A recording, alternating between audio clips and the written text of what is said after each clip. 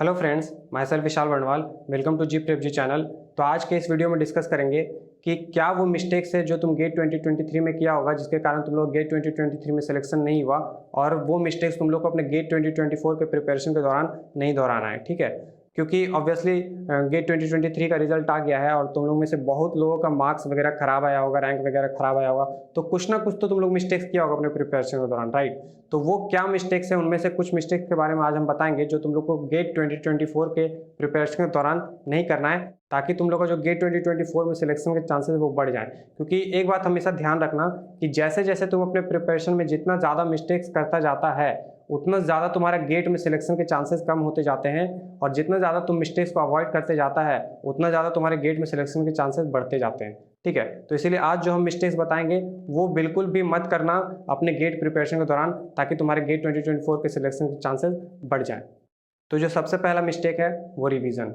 अब क्या होता है कि स्टूडेंट जब अपना कोई कोर्स परचेज करता है या फिर सेल्फ स्टडी भी करता है, तो वो क्या अपना सिलेबस कंप्लीट करने के चक्कर में इतना बिजी हो जाता है कि वो भूल जाता है कि जो वो नोट्स बनाया है, जो वो डिटेल नोट्स, शॉर्ट नोट्स का बात नहीं कर रहे, शॉर्ट नोट्स तो हर कोई फ्रीक्वेंटली रिवाइज करते रहता है, लेकिन वो जो डिटेल नोट्स है उसको रिवाइज करना भूल जाता है। मतलब मैक्सिमम 1 से 2 बार रिवाइज करता है और उसको लगता है यार तो ये हमको आता है, अब शॉर्ट नोट्स से रिवाइज करते हैं, क्या ही अब डिटेल नोट्स बार बार रिवाइज करें, बहुत ज़्यादा समय लग जाता है, और ये सबसे बड़ा मिस्टेक होता है। तो बोल सकते हो this is one of the biggest mistake जो स्टूडेंट अपने प्रिपरेशन के दौरान कर सकता है, जिसके कारण उसका सिलेक्शन के चांसेस बहुत ज़्यादा कम हो जाते हैं। क्योंकि ऑब्वियसली तुम ये फील किया होगा, अगर तुम गेट 2023 का एग्जाम दिया है या फिर कोई पुराना गेट एग्जाम दिया है, तो तुमको ऐसा फील हुआ होगा कि अरे यार ये कॉन्सेप्ट तो मेरे को आता था, ये कॉन्सेप्ट तो हम पढ़े हैं, लेकिन ये मेरे से बन नहीं रहा है, आखिर क्या रीज़न है। फिर तुमको कभी कभी ऐसा भी लगता है कि अरे यार ये फॉर्मूलाज मेरे को आता था, ठीक है, ये प्रोसेस मेरे को आता था, इस तरीके से ये क्वेश्चन बन सकता था, लेकिन वो अभी मेरे को याद नहीं आ रहा है। ठीक है, फिर तुमको ऐसा लगता है कि यार ये कॉन्सेप्ट तो मेरा क्लियर था, ये तो सब कुछ पढ़े थे, तब भी ये क्वेश्चन नहीं बन रहा। तो वो क्यों होता है? वो ऑब्वियसली इसीलिए होता है कि तुम चीज़ों को पढ़ा तो है, तुम चीज़ों को अच्छे से पढ़ा है, लेकिन तुमको वो चीज़ें अच्छे से याद नहीं है, तुमको एग्जैक्ट प्रोसेस याद नहीं है, तुमको एग्जैक्ट प्रोसीजर याद नहीं है, तुमको एग्जैक्ट वो लाइन्स याद नहीं है, तुमको एग्जैक्ट वो फॉर्मूलाज याद नहीं है, तुमको एग्जैक्ट वो प्रॉपर्टीज याद नहीं है। और वो क्यों नहीं है? क्योंकि तुम अपने डिटेल्ड नोट्स को फ्रीक्वेंटली रिवाइज नहीं किया, तुम अपने शॉर्ट नोट्स को ही फ्रीक्वेंटली रिवाइज किया है। और शॉर्ट नोट्स ऑब्वियसली उसमें बहुत सारे कम कंटेंट होते हैं, जो तुम्हारा सारा कंटेंट होता है वो तुम्हारे फुल नोट्स या फिर डिटेल नोट्स में होते हैं। तो इसीलिए रिवीजन करो, अपने डिटेल नोट्स को बहुत फ्रीक्वेंटली रिवीजन करो। बोल सकते हो कि हर 10-15 दिन में तुम 2 सब्जेक्ट या 3 सब्जेक्ट के जो डिटेल नोट्स बनाया है उसको रिवाइज करो। कम से कम बोल सकते हैं हम कि गेट एग्जाम से पहले तुमको हर सब्जेक्ट का अपना जो डिटेल नोट्स है उसको 5 से 6 बार कम से कम रिवीजन कर जाना है। क्योंकि हमेशा याद रखना, गेट एग्जाम में 8 से 10 ऐसे क्वेश्चन आते हैं जो तुम्हारे डिटेल नोट्स के हिडन कॉन्सेप्ट से आते हैं। ठीक है, अब वो हिडन कॉन्सेप्ट कब तुमको पता चलता है? जब तुम अपने नोट्स को कम से कम 5 से 6 बार रिवाइज करता है, तब जाके तुमको वो हिडन कॉन्सेप्ट दिखता है, और तब जाके वो जो हिडन कॉन्सेप्ट से क्वेश्चन आया है गेट एग्जाम में उसको तुम सॉल्व कर पाते हो। ठीक है, तो वो 8-10 क्वेश्चन जो तुम्हारे नोट से आया है, ठीक है, जो तुम्हारे डिटेल नोट से आया है, तुम्हारे हिडन कॉन्सेप्ट से आया है तुम्हारे गेट एग्जाम में, ऑब्वियसली तुम उसको तभी बना सकते हो जब तुम अपना नोट्स को कम से कम 5 से 6 बार रिवाइज किया। हम डिटेल नोट्स का बात कर रहे हैं, फिर से बता दे रहे हैं। तो गेट एग्जाम से पहले अपने हर सब्जेक्ट के डिटेल नोट्स को 5 से 6 बार कम से कम रिवाइज कर जाओ, जिससे क्या है कि तुमको हर वो लाइन याद रहेगा, हर वो कॉन्सेप्ट्स याद रहेंगे, हर फॉर्मूलाज याद रहेंगे, हर टेबल्स याद रहेगा, हर प्रॉपर्टीज याद रहेगा, हर फैक्ट्स याद रहेगा। तो एटलीस्ट उससे ये क्या है कि जितना तुमको आता है, जितना तुम पढ़ा है, ठीक है, एटलीस्ट उतना तो अच्छे से बना के आएगा, और वो दिमाग में बोल सकते हैं ना कि वो रिग्रेशन नहीं रहेगा, कि तुमको ऐसा ना लगे कि अरे यार ये तो मेरे नोट्स में था लेकिन तब भी छूट गया। वो रिग्रेशन नहीं होना चाहिए, उसके लिए तुमको रिग्रेट कभी नहीं करना चाहिए। क्योंकि बोल सकते हो कि अगर उस तरह का तुम्हारे साथ कभी हो रहा है सिचुएशन कि तुम्हारे नोट्स में वो चीज़ प्रेजेंट है, ठीक है, और तब भी तुम उस क्वेश्चन को छोड़ के आ गया है, तो यार उससे बड़ा क्या ही तुम अपने ज़िंदगी में मिस्टेक कर सकता है। ठीक है, तो उस बड़े मिस्टेक को अवॉइड करने के लिए हमेशा अपने जो डिटेल नोट्स है उसको थॉरोली रिवाइज करो, और कम से कम 5 से 6 बार रिवाइज करो गेट एग्जाम से पहले हर सब्जेक्ट के डिटेल नोट्स को। ठीक है, और शॉर्ट नोट्स तो फ्रीक्वेंटली रिवाइज करते ही रहो। ठीक है, तो इस बात का ध्यान रखना। तो जो नेक्स्ट मिस्टेक स्टूडेंट करते हैं कि उनको लगता है कि यार एक बार PYQ सॉल्व करने से हो जाएगा। ठीक है, लेकिन ऐसा होता नहीं है।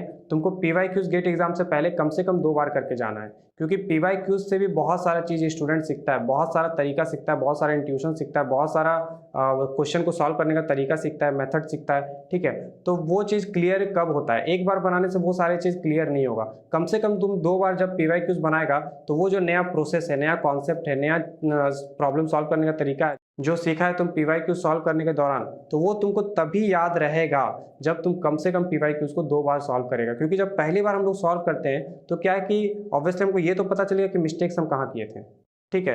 क्या नया चीज़ सीखे थे, हमको ये पता चल गया। लेकिन अभी तक मेरा फोकस उस क्वेश्चन पे नहीं गया है जो क्वेश्चन में हम मिस्टेक किए थे या फिर सॉल्व नहीं हो पाया। तो वो फोकस मेरा कब जाएगा, जब हम सेकेंड टाइम PYQs को बनाएंगे तो हमको याद आएगा, अरे यार ये जो क्वेश्चन है, ये जो कॉन्सेप्ट है, इसमें हम गलती किए थे, तो हमको दोबारा इस कॉन्सेप्ट या क्वेश्चन पे गलती नहीं करना। तो ये एक मिस्टेक है जो जनरली स्टूडेंट्स करते हैं कि एक बार PYQs बना लिया और अपना गेट एग्जाम देने पहुंच गया। ऐसा मिस्टेक मत करना, कम से कम 2 बार PYQs को सॉल्व करना। और सेकेंड टाइम जरूरी नहीं कि तुम पूरा PYQs सॉल्व करो, वही PYQs सॉल्व करो। PYQs मतलब प्रीवियस ईयर क्वेश्चंस, तो वही प्रीवियस ईयर क्वेश्चन सॉल्व करो जो तुम बुक मार्क किया है, ताकि तुम्हारा फोकस उस क्वेश्चन पे जाए जो तुम्हारा पिछली बार गलती हुआ था या फिर जहाँ पर तुमको नया कॉन्सेप्ट सीखने को मिला पिछली बार, ठीक है। तो अगला जो मिस्टेक स्टूडेंट करता है एप्टीट्यूड सेक्शन में, कि वो एप्टीट्यूड सेक्शन का जो प्रिपरेशन है वो लास्ट के लिए छोड़ देता है कि अरे यार एप्टीट्यूड का सेक्शन हम लास्ट में प्रिपेयर कर लेंगे, अभी पहले सारा सिलेबस कंप्लीट कर लेते हैं कोर्स सब्जेक्ट का। लेकिन ट्रस्ट मी, वो लास्ट वाला टाइम कभी नहीं आता और एप्टीट्यूड वाला पार्ट कभी कंप्लीट नहीं हो पाता, जिसके कारण स्टूडेंट क्या है कि 10-11 मार्क्स में ही लटक जाता है एप्टीट्यूड में गेट एग्जाम में, और वो भी बहुत मुश्किल से बनता है। मतलब बहुत ज़्यादा टाइम स्पेंड करने के बाद उसका 10-11 मार्क्स का बनता है। तो ऑब्वियसली जो गेट में एप्टीट्यूड आता है वो ईजी होगा, लेकिन तुम उसको कितना जल्दी बना पाता है और कितना ज़्यादा मार्क्स स्कोर कर पाता है वो मैटर करता है, ठीक है। उसके लिए क्या है कि अब भी से तुमको एप्टीट्यूड में थोड़ा थोड़ा समय देना चाहिए। अगर थोड़ा थोड़ा समय भी डेली का देते हो या फिर हफ्ते में 2-3 देते हो तो उतना काफ़ी होगा तुम्हारा एप्टीट्यूड स्ट्रांग करने के लिए। क्योंकि अगर तुम मान लो एग्जाम में गया और तुम एप्टीट्यूड में जितना ज़्यादा कम समय में जितना ज़्यादा मार्क्स अचीव कर पाया, तो जितना ज़्यादा तुम्हारा टाइम बचेगा एप्टीट्यूड सेक्शन करने के बाद, वो सारा टाइम तुम दे सकता है अपने कोर्स सब्जेक्ट के क्वेश्चन को सॉल्व करने के लिए। क्योंकि याद रखना कि एप्टीट्यूड एक ऐसा सेक्शन है कि अगर तुम थोड़ा बहुत भी उसमें समय दिया है तो वो कम से कम समय में तुम बना सकता है और ज़्यादा से ज़्यादा मार्क्स स्कोर कर सकता है। जिससे क्या होगा कि एग्जाम में तुम जो वो टाइम जो एप्टीट्यूड सेक्शन में तुम बचाया है वो सारा टाइम तुम अपने कोर्स सब्जेक्ट को क्वेश्चन को सॉल्व करने में दे सकता है। और एप्टीट्यूड में तुम्हारा आराम से 15 में 12 to 14 मार्क्स इजीली तुम स्कोर कर सकता है, अगर तुम अभी से थोड़ा थोड़ा टाइम भी अगर एप्टीट्यूड सेक्शन में प्रिपेयर करने में दिया तो इसीलिए हम बोल रहे हैं कि अभी से एप्टीट्यूड सेक्शन को प्रिपेयर करना शुरू करो, उसके लास्ट के लिए कभी मत छोड़ना, क्योंकि वो लास्ट वाला समय एप्टीट्यूड के लिए कभी नहीं आता, ट्रस्ट मी, ठीक है। तो अगला जो मिस्टेक जो जनरली ऑलमोस्ट सारे गेट एक्सपीरियंस करते हैं वो एग्जाम के बारे में सोचते हैं अपने प्रिपरेशन के दौरान कि अगर मेरा एग्जाम खराब गया तो उसके बाद क्या करेंगे। अरे यार, जो अभी तक एग्जाम हुआ भी नहीं है तुम उसका टेंशन ले ही क्यों रहा है। मतलब जिस चीज पे तुम्हारा कंट्रोल नहीं है तुम उसके बारे में सोच के कर क्या लेगा, ठीक है। ऑब्वियसली हम लोग नहीं जानते कि गेट एग्जाम में क्या होगा, हम लोग को नहीं मालूम कि वो 3 घंटा में हम लोग क्या करेंगे, क्योंकि उस पर अपना कंट्रोल नहीं है और वो अभी तक हुआ नहीं है। तो जिस पे अपना कंट्रोल नहीं है और जो चीज़ अभी तक हुआ नहीं है, हम लोग उसका फालतू में टेंशन लेके अपना प्रिपरेशन क्यों खराब कर रहे हैं। क्योंकि एक बात याद रखना कि जब तुम ये बोलते हो खुद को कि अगर मेरा गेट एग्जाम नहीं हुआ तो हम उसके बाद क्या करेंगे, कहीं ना कहीं तुम खुद पे सेल्फ डाउट कर रहा कि भैया मेरा गेट एग्जाम नहीं निकलेगा।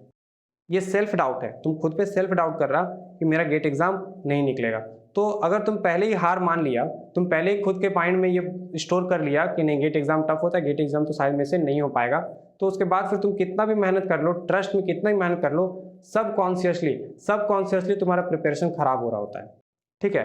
तो इसीलिए कभी भी गेट एग्जाम के बारे में नहीं सोचना, ठीक है। याद करो 3 इडियट में क्या कहा था बाबा रणछोड़ दास ने कि भाई बच्चा काबिल बनो काबिल, कामयाबी झक मार के पीछे आएगी, ठीक है। तो वो कोट जो था, वो कहावत था, वो बाबा रणछोड़ दास ने दिया, बहुत लोग उसको फॉलो भी किया।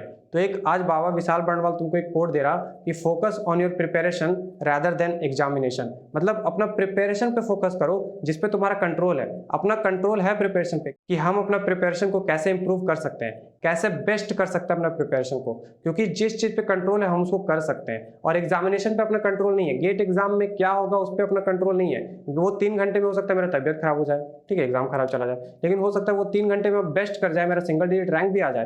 तो वो 3 घंटे में क्या होगा कोई नहीं जानता, उस पर अपना कंट्रोल नहीं है। तो जिस चीज पे अपना कंट्रोल नहीं है और जो अभी तक हुआ ही नहीं है उसके बारे में टेंशन क्यों ले, वो नेगेटिव थॉट्स मन में लाए क्यों, ठीक है।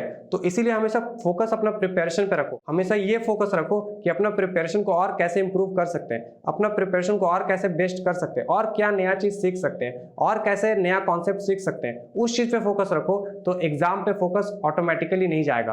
तो मोस्ट ऑफ द स्टूडेंट्स यही गलती करते हैं कि एग्जाम के बारे में सोचने लगता है, फोकस एग्जाम में चला जाता है कि अगर मेरा गेट एग्जाम नहीं निकला तो क्या करेंगे, अरे यार, जिस चीज़ पे कंट्रोल नहीं है और जो चीज़ हुआ नहीं है उसके बारे में सोचना क्यों। और हमेशा याद रखना कि जब तुम ये चीज़ें करता है, एग्जाम के बारे में सोचता है और फेलियर के बारे में सोचता है, तो कहीं ना कहीं तुम खुद पे सेल्फ डाउट कर रहा, तुम इनडायरेक्टली खुद को ये बोल रहा कि गेट एग्जाम में से होगा ही नहीं। तो तुम जब पहले ही हार मान लिया तो भाई तुम कितना भी मेहनत कर लो, सब कॉन्शियसली तुम्हारा प्रिपरेशन खराब चल रहा होता है, तुमको पता भी नहीं चलेगा कि तुम्हारा प्रिपरेशन खराब चल रहा है, क्योंकि तुमको लग रहा है हम मेहनत तो कर रहे हैं, लेकिन वो मेहनत किसी काम का नहीं जहां तुम सब कॉन्शियसली ये खुद को बोल चुका है कि मेरा गेट एग्जाम क्लियर नहीं होने वाला, या फिर तुम खुद पे डाउट कर चुका है। इसीलिए कभी भी एग्जाम के बारे में सोचने का जरूरत ही नहीं है, अपना सारा फोकस प्रिपरेशन पर रखो। तो बाबा विशाल बर्णवाल का ये कोट हमेशा याद रखना कि focus on your preparation rather than examination. ठीक है। अब बहुत सारे गेट एस्पिरेंट्स मेरे को बोल सकते हैं कि बोलना बहुत आसान है कि एग्जाम के बारे में मत सोचो प्रिपरेशन के दौरान, लेकिन एग्जाम का थॉट्स माइंड में आ ही जाता है।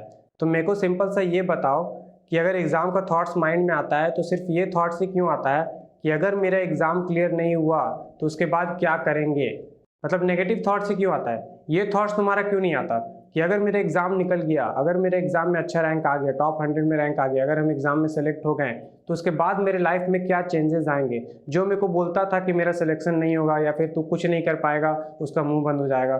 ठीक है, लोग मेरे को कॉन्ग्रेचुलेट करने आएगा। जो पेरेंट्स मेरे को कभी अप्रिशिएट नहीं किए वो मेरे को अप्रिशिएट करेंगे, मेरे पे प्राउड फील करेंगे। ठीक है, लिंक्डइन पे बहुत सारे स्टूडेंट्स फॉलो करने लगेंगे, बहुत सारे स्टूडेंट्स रेस्पेक्ट देने लगेंगे। तो इस तरह का थॉट्स भी आ सकता है, राइट। लेकिन हमेशा एग्जाम के बारे में नेगेटिव थॉट्स ही माइंड में क्यों लाते हो। अगर एग्जाम के बारे में तुमको सोचना ही है, अगर मान लो तुम्हारे प्रिपरेशन के दौरान तुम एग्जाम के बारे में कभी सोच रहे हो, तो कभी ये मत सोचो कि अगर मेरा एग्जाम क्लियर नहीं हुआ तो हम क्या करेंगे। अगर एग्जाम के बारे में माइंड में थॉट्स आ ही रहा है तो ये सोचो कि अगर मेरा एग्जाम क्लियर हो गया, अगर मेरा एग्जाम में सिलेक्शन हो गया, टॉप 100 में रैंक आ गया, तो उसके बाद मेरे लाइफ में क्या चेंजेस आएंगे। ठीक है, किस तरह से लोग मेरे को कॉन्ग्रेचुलेट करेगा, जो मेरे को बोलता था कुछ नहीं कर पाएगा उसका मुंह बंद हो जाएगा, और भी बहुत सारा ड्रीम्स है तुम्हारा वो पूरा हो जाएगा। तो ये सब चीज सोचा करो। तो जब भी एग्जाम के बारे में थॉट्स आए तो ये पॉजिटिव चीजें सोचा करो। हमेशा याद रखना हम लोग का जो माइंड है वो यूनिवर्स से डायरेक्ट कनेक्टेड होता है। तो जिस तरह से तुम सोचते हो उस तरह का मैसेज यूनिवर्स को जाता है और वो उस तरह से तुम्हें रिस्पॉन्स करने की कोशिश करता है। तो अगर तुम नेगेटिव थॉट्स अपने माइंड में पालेगा तो उस तरह से यूनिवर्स तुमको रिस्पॉन्स करेगा और शायद तुम्हारे सिलेक्शन के चांसेस कम हो जाएंगे। इसीलिए जब भी सोचो तो कुछ ऐसा सोचो कि जो तुम्हें पॉजिटिव एनर्जी दे, जो तुम्हारा यूनिवर्स तुमको पॉजिटिव रिस्पॉन्स दे।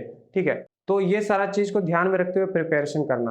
तो हमेशा बाबा विशाल बर्णवाल का बात ये याद रखना कि focus on your preparation rather than examination. और अगर कभी एग्जाम के बारे में थॉट्स आए तो हमेशा ये मत सोचना कि यार मेरे एग्जाम में सिलेक्शन नहीं हुआ तो क्या करेंगे, बल्कि ये सोचना कि अगर मेरे एग्जाम में सिलेक्शन हो गया तो उसके बाद मेरे लाइफ में क्या क्या अच्छे चेंजेस आएंगे। ठीक है, तो ये भी एक बहुत बड़ा मिस्टेक है जो स्टूडेंट्स अपने प्रिपरेशन के दौरान करते हैं कि वो लोग बस एग्जाम के बारे में सोचते हैं और अपना प्रिपरेशन से फोकस हटा देते हैं। और उन लोग को लगता है यार हम मेहनत तो कर रहे हैं लेकिन हमको रिजल्ट नहीं मिल रहा, कैसे मिलेगा। तुम अपने आप पे डाउट कर रहे हो, अपने आप को सब कॉन्शियसली बोल चुका है कि मेरे से तो एग्जाम क्लियर होगा ही नहीं क्योंकि ये एग्जाम मेरे लिए टफ है। तो इसीलिए जब भी एग्जाम के बारे में सोचो, सबसे पहले तो एग्जाम के बारे में सोचो मत, अपने प्रिपरेशन पे फोकस करो कि प्रिपरेशन को और बेस्ट कैसे करें। लेकिन अगर एग्जाम के बारे में सोचना है तो हमेशा ये सोचो कि अगर मेरे एग्जाम में सिलेक्शन हो गया तो उसके बाद मेरे लाइफ में क्या क्या चेंजेस आएंगे। तो इस तरह का मिस्टेक्स को तुमको अपने प्रिपरेशन के दौरान अवॉइड करना चाहिए और आज जो भी बोले हैं उसको अपने प्रिपरेशन में इंक्लूड करो। ठीक है, तो तुम लोग को फ्रूटफुल रिजल्ट ही मिलेगा और तुम्हारे जो सिलेक्शन के चांसेस है गेट एग्जाम में वो बढ़ जाएंगे। तो बस गाइज आज के वीडियो में इतना ही। और अगर तुम लोग मेरे चैनल पे नए आए हैं तो मेरे चैनल को सब्सक्राइब करो, मेरे वीडियो को लाइक करो और इस तरह के बहुत सारे गेट रिलेटेड स्ट्रैटेजी और टिप्स रिलेटेड वीडियोस और मोटिवेशनल वीडियोस भी आते रहता है। ठीक है ना, जनरली गेट चैनल्स पे मोटिवेशनल वीडियो बहुत रेयरली आता है और आता भी है तो वो मोटिवेशन पता नहीं किस तरह का होता है। लेकिन इस चैनल पे जिस तरह भी तुमको मोटिवेशन वीडियो मिलेगा वो एक्चुअली उस तरह का मोटिवेशनल वीडियो नहीं मिलता कि 2 घंटे का या 2 दिन का। मेरा जितना भी मोटिवेशनल वीडियो बनता है वो इंस्पिरेशनल वीडियो होता है और इंस्पिरेशन हमेशा याद रखना लॉन्ग टर्म के लिए होता है, वो मोटिवेशन 2 घंटे या 2 दिन के लिए होगा। तो अगर तुमको वो इंस्पिरेशन चाहिए अपने प्रिपरेशन के दौरान, ठीक है, वो मोटिवेशन चाहिए इंस्पिरेशन वाला या फिर गेट रिलेटेड स्ट्रैटेजी चाहिए या फिर गेट रिलेटेड टिप्स चाहिए तो तुम लोग मेरे चैनल को सब्सक्राइब करो और मेरे वीडियो को लाइक करो। तो बस गाइज आज के वीडियो में इतना ही, तो मिलते हैं नेक्स्ट वीडियो में, तब तक के लिए थैंक यू।